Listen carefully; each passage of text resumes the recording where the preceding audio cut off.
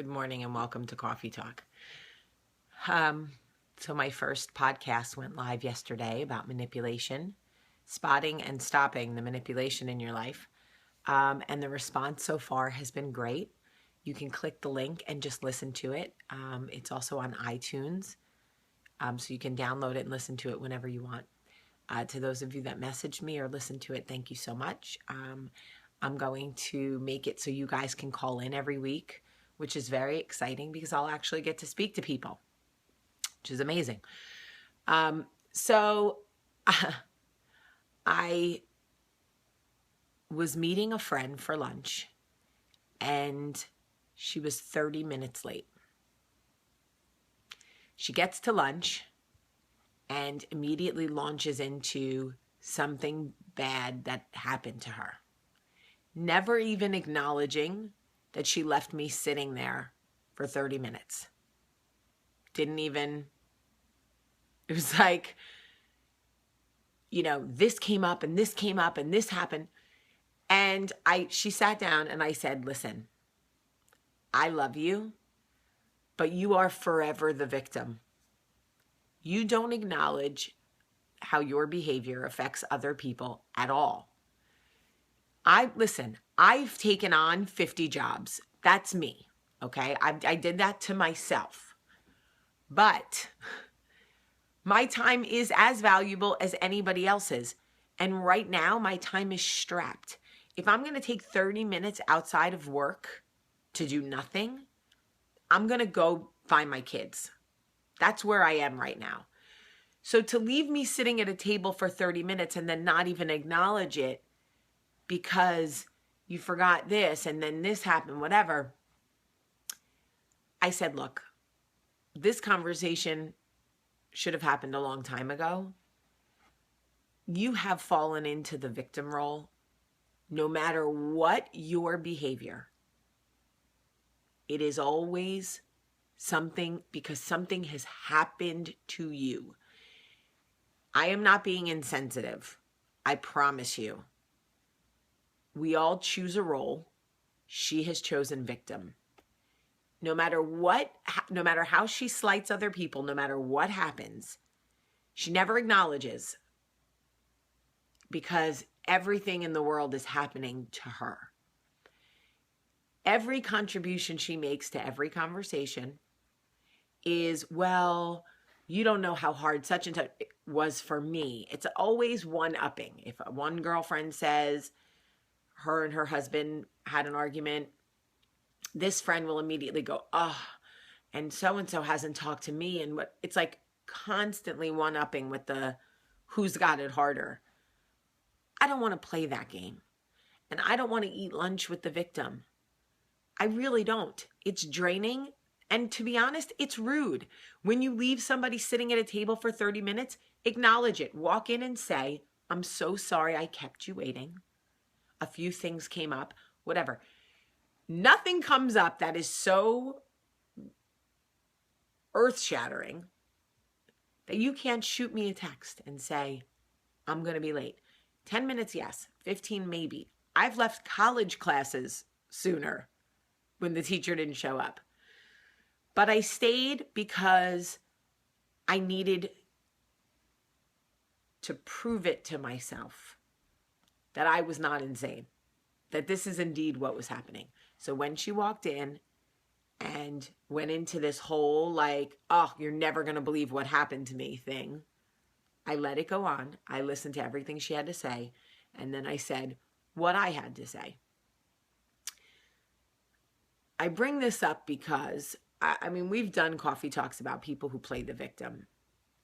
It's a role they want to play. They're comfortable there. I won't feed into it.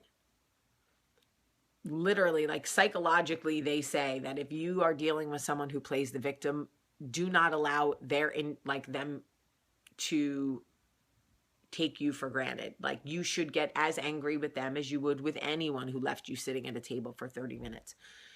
And I didn't need to get angry. I was just like, this doesn't work for me. But this is the truth.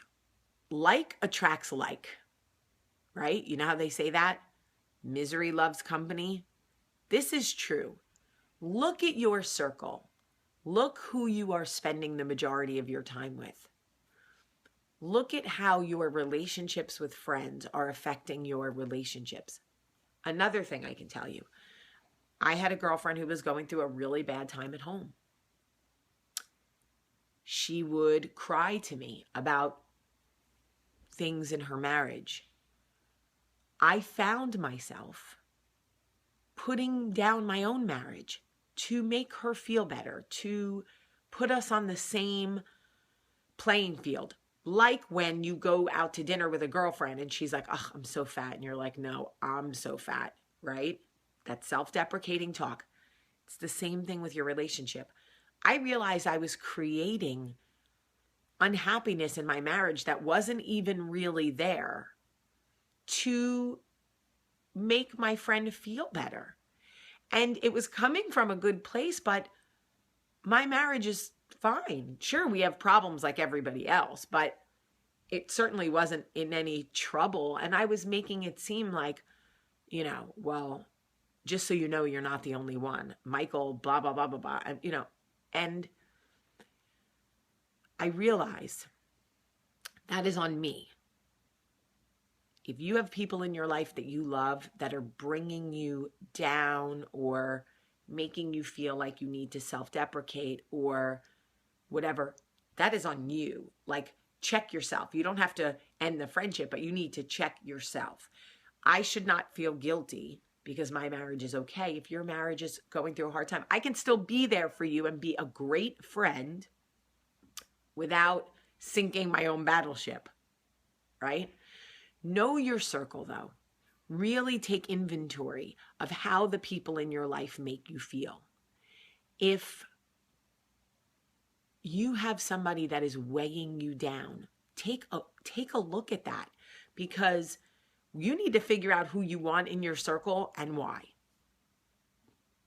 Who are you spending your time with? Time these days is such valuable real estate. Do you want to spend that time self-deprecating over dessert? Do you want to spend that time putting your marriage down? Do you want to spend that time making excuses for your friend who doesn't value your time at all?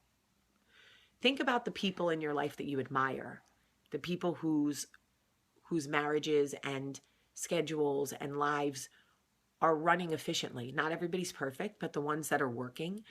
And get closer to them, because people who drain you, they will drain you. If you're not careful, they will take everything you have. And if you're really not careful, you will feed right into it.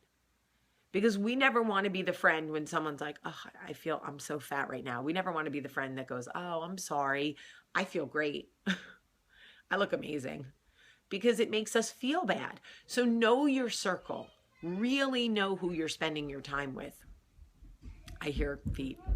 I hear pitter-patter and screaming.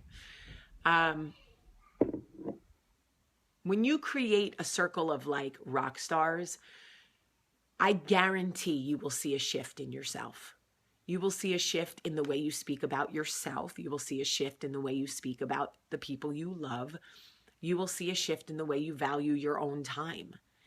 And you too will be a rock star, because misery loves company, but badass loves badass. That is the truth. Find people who pour into you so you can pour back into them. People who tell you, "You look beautiful today," so that you can say, "So do you," instead of, "I look so fat." Ugh, me too. Totally different energy.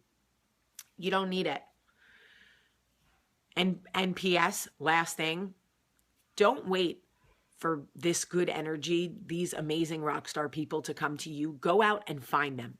The best way to make a friend is to be a friend. You want to be a rock star? Be a rock star. You want to create a circle of other rock stars? Get out there and be a rock star, and they will be attracted to you, because like attracts like. Yes. Okay, I'm going to go do the news this morning. For those of you that are local in Alabama, I'll be on Fox News this morning at 8 a.m. And then I'm going to work. I love you today. Have a great day.